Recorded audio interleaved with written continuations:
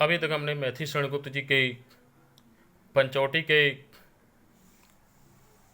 5 भागों का अध्ययन किया। पंचवटी के 5 पद का अध्ययन हो गया है। उसकी संदर्भ से व्याख्या हमने किया है। अब उसके आगे के पद को हम देखेंगे। जैसा कि पहले ही बता दिया गया है कि पंचवटी में जो है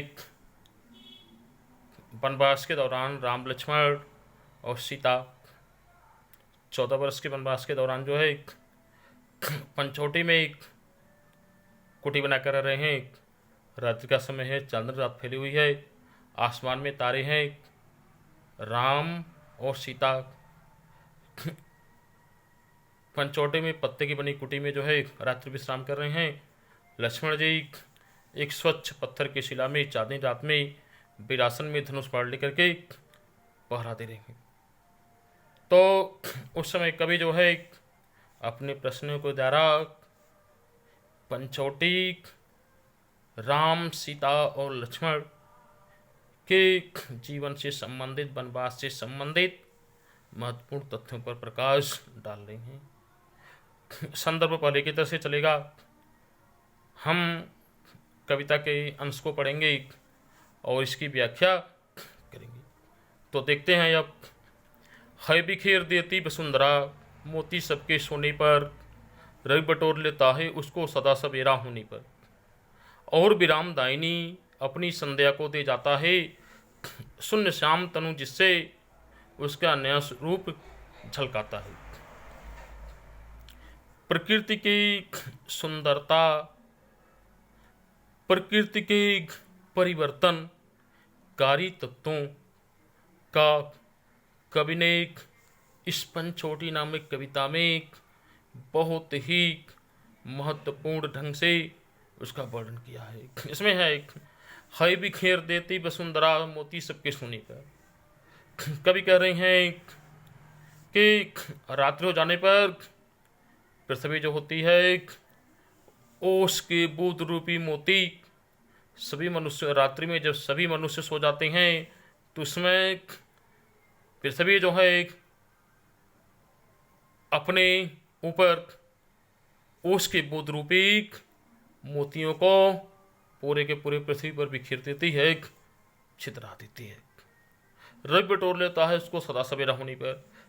और जो है सवेरा होने पर सूर्य अपनी किरणों के माध्यम से उन ओस के बूंद रूपी मोतियों को सुखाकर समाप्त कर देता है, जिसको कभी बटोरने की संज्ञा दे रहे।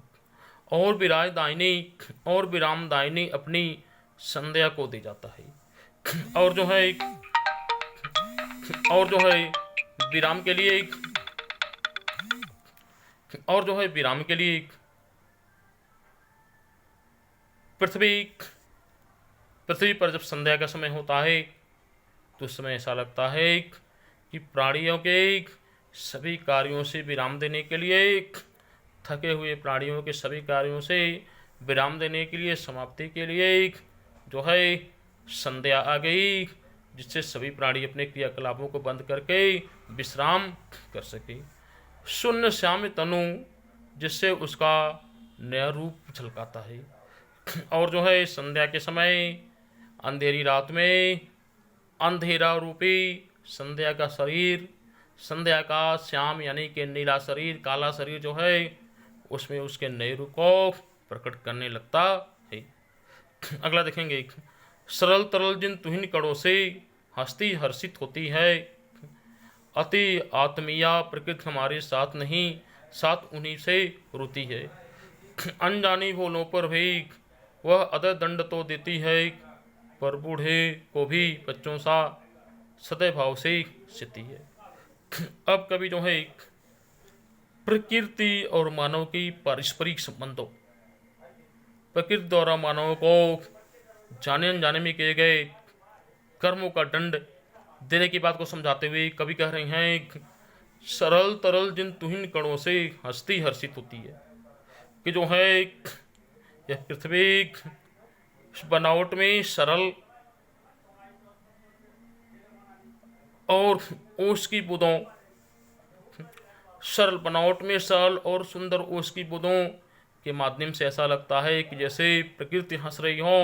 अति आत्मीय प्रकृति हमारे साथ उन्हीं से होती है और जो है हमसे बहुत ही आत्मीय संबंध, बहुत ही लगाव रखने वाली यह प्रकृति, यह धरती माता जो है हमारे दुख में हमारे साथ ही लगता है कि उन आंसू कणों से, उन ओस कणों के माध्यम से यह रो रही है।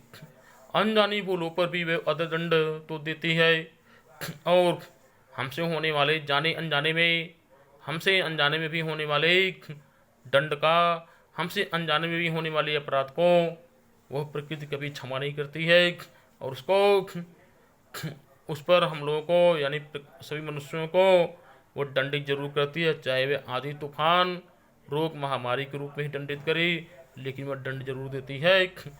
पर बूढ़ों को भी बच्चों सा सदैव भाव से सेती है, लेकिन यही प्रकृति जो है बूढ़े लोगों को भी, बड़े बूढ़े लोगों को भी अपने बच्चों के लिए, बच्चों की तरह से, बड़े बूढ़े लोगों को भी जो है अपने बच्चों की तरह से जो है बहुत ही सहृदय भाव से उनकी सुरक्षा करती है, उनके संग रक्षा करती है।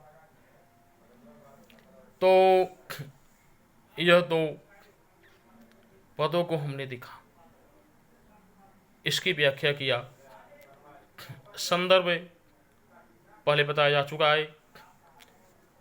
जहाँ तक अन्य बात है तो इसके आधार पर आपको कोई एक पद दिया जाएगा, उसमें संदर्भ सहित उसमें व्याख्या करनी होगी, क्योंकि कविता में आप लोगों को हाई स्कूल में सिर्फ व्याख्या, संदर्भ सहित व्याख्या और काव्य सौंदर्य लिखने को आता है, जिसके विषय में क्लास में आपको विस्तार से बताया जाएगा। आप लोग इसको ध्यान से सुनेंगे, चिंतन मनन करेंगे और अपनी कॉपी में नोट करेंगे।